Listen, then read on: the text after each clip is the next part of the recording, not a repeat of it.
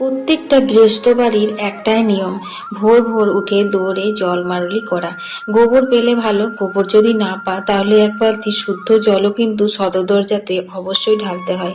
এতে মা লক্ষ্মী সন্তুষ্ট হয় আর আমাদের কিন্তু সংসারে কোনো অর্থ অভাব থাকে না। আমার হচ্ছে তুলসী মন্দিরে জল দেওয়া কাজ দিয়ে নিয়েছি। এখানে ছেলের টিফিন রেডি করে ছেলেকে স্কুলে ছাড়তে গেলাম।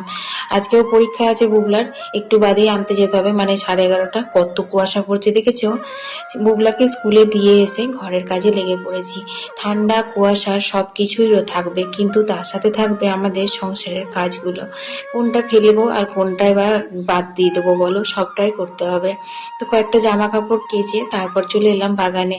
অনেক দিন হয়ে গেল আমার রান্নাঘর থেকে পাড়াপড়শিরা গন্ধ পায়নি, তাই ভাবলাম আজকে পাড়াপড়শিদের গন্ধ দিতে হবে একটু। হ্যাঁ, আজকে গন্ধ পাতা বা গাঁদাল পাতা তুলে আনলাম বাগান থেকে। এদিকে 5 মিশালি একটা সবজি কাটা হয়েছে, শীতকাল মানেই তো সবজি বলো। সাথে মুগ মুসুরির ডাল হবে, পোস্ত হবে, চাটনি হবে, আর ভেবে রেখেছি ডিমের কারি করব।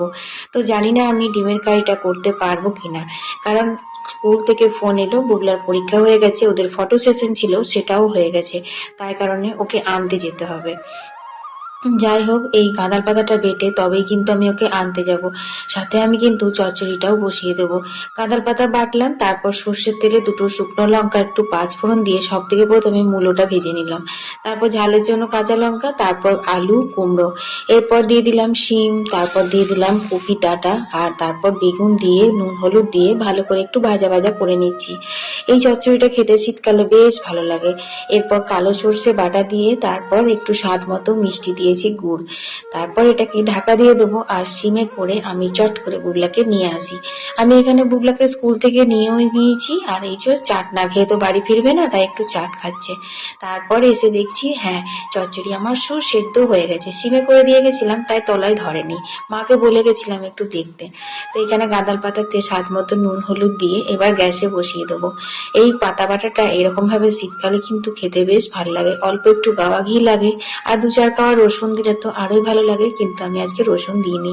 চচ্চড়িটা নামিয়ে নিয়েছি, তারপর এখানে দেখো টমেটো আর মিষ্টি আলুর চাটনি বসিয়েছি। ডিম কারি আজ আর হলো না বুঝলে বন্ধুরা, কারণ 1টা বেজে গেছে, বুবলার বাবা খেতেও চলে এসেছে। এবার রাতে দেখা যাবে। রান্না বান্না প্রায় শেষের দিকে, চাটনি হয়ে গেছে, এখানে পোস্তটাও নামিয়ে নিয়েছি, এদিকে মুগ মুসুরির ডালটাও হয়ে গেছে। আজকের মিনি ব্লগটা তোমাদের কেমন লাগলো অবশ্যই ভালো লাগলে লাইক শেয়ার করতে ভুলো না।